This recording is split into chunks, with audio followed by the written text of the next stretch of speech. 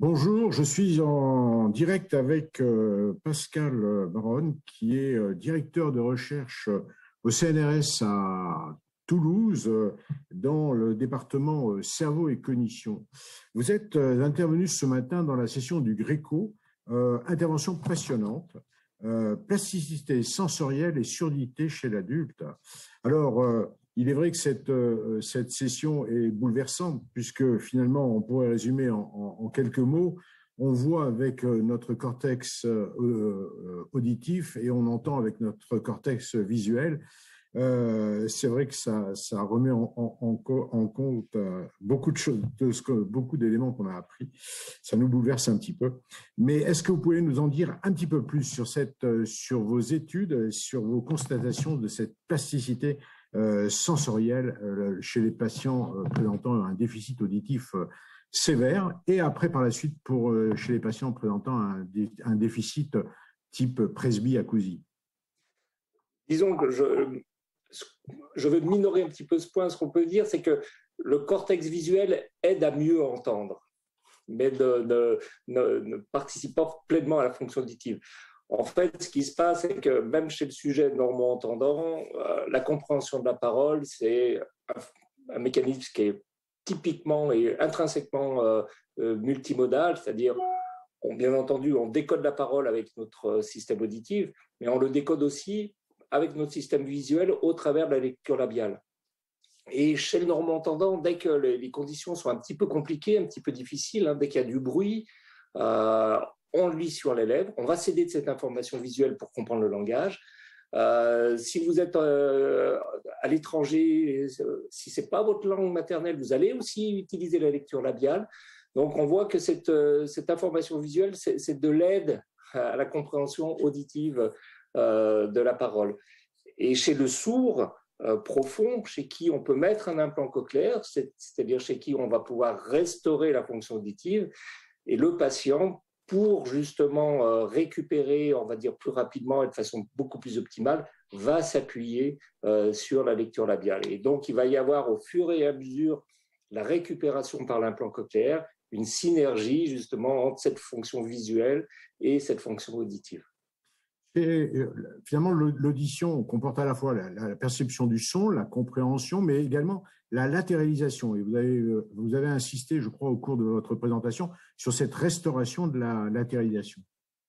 Oui, tout à fait, parce que on a besoin des deux oreilles pour localiser un son dans l'espace. On a besoin de nos deux oreilles aussi pour la compréhension de la parole dans le bruit, parce que comprendre la parole dans le bruit, c'est déceler où est la source du bruit environnant. Et donc, effectivement, en cas de surdité unilatérale profonde, on a des déficits de latéralisation spatiale. Et là, la pose d'un implant cochléaire chez ces patients qui sont donc sourds d'une seule oreille, une surdité profonde, peut permettre de rétablir une spatialité.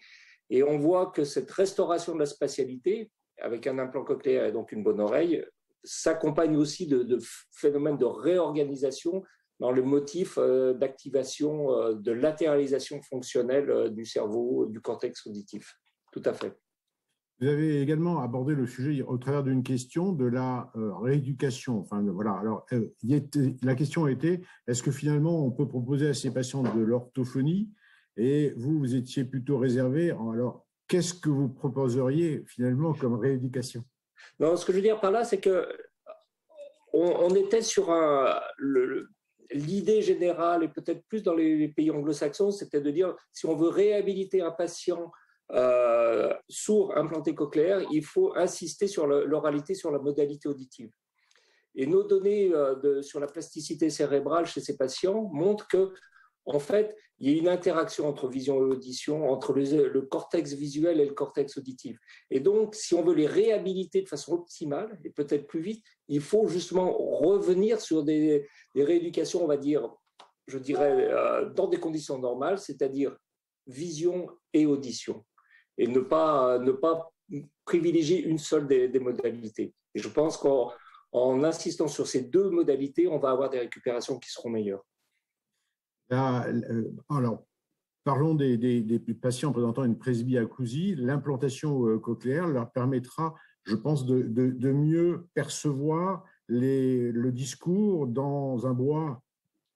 Alors, l'implantation cochléaire, je ne sais pas, il faut voir quel est le niveau aussi de surdité, mais je pense sur des presbyacousies où la surdité est peut-être un peu moins forte, on peut déjà envisager qu'une prothèse auditive va pouvoir améliorer certains mécanismes de traitement de l'information et plus particulièrement des mécanismes de compréhension de la parole dans le bruit. On a mis en évidence qu'effectivement, ces déficits chez le sourd unilatéral étaient liés justement à ces phénomènes de réorganisation et de plasticité cérébrale du cortex auditif. Donc là, on n'a pas les résultats. C'est une étude qui est en cours avec le professeur Marx. On espère effectivement pouvoir mettre en évidence le rôle de cette plasticité, même chez la personne âgée, chez qui la plasticité cérébrale est peut-être moins, on va dire, moins forte. Mais en tous les cas, elle doit quand même intervenir dans la récupération. Donc, on espère bien effectivement qu'il y ait un rôle important d'une certaine plasticité chez le presbyacousique. Écoutez, c'est un message plein d'espoir pour nous tous qui allons devenir sourds. Bien sûr, oui, c'est vrai. Je vous remercie infiniment de nous avoir accordé ces quelques minutes. À très bientôt. À très bientôt. Au revoir. Merci. Au revoir. Merci beaucoup. Merci infiniment. Merci beaucoup. Très bonne journée. À bientôt. De même. Au revoir et merci. Je vous en prie.